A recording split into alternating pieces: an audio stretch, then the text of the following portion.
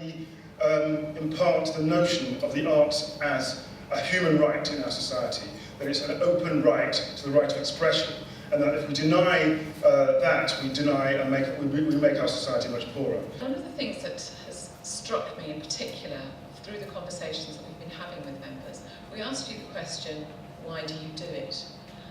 And an enormous number of you have responded, because we want to change the world.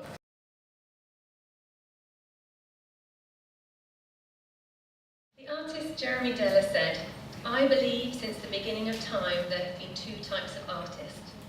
Artists who tell stories and artists who make status objects for the rich and powerful. I'm an artist who tells stories." This is what ITC is about. It's about helping artists who want to tell stories. For me, the value of ITC is because they're there. They're there for me. And it can be really lonely running an arts organisation sometimes. And I always know that there's someone there on the end of the telephone, if I want expert advice, of course, but if I just want to talk to someone as well, that's really useful. My particular passion is family theatre, and being on board of ITC, I would hope to be involved in the Family Arts campaign. It's great to see a campaign that values the importance of family arts and treats it with the respect it deserves.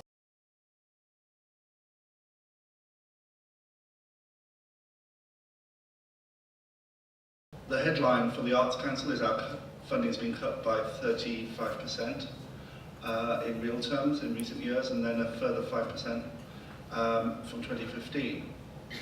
But our lottery money has increased, so we're here. We have money to spend.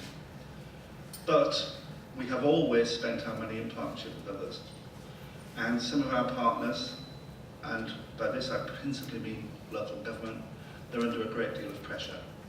And talking to local government colleagues, the choices that they're having to face are heartbreaking. Education, that's something that keeps me awake at night at the moment. The role of cultural education in the lives of children going through school at the moment.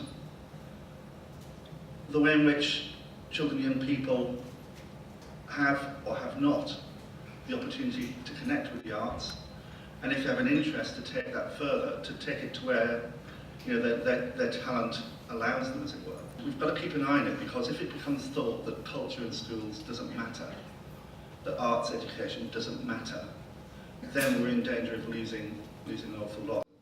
What Baz and I are determined to do in the next 18 months is not just argue from economic terms, not just argue in cultural terms, not just argue in education terms and young people, not just argue in terms of individuals who are outside society and reconnecting with society, but to argue about everything. To argue about all the things that culture can do, but only if we set the conditions for culture to be created and for culture to thrive.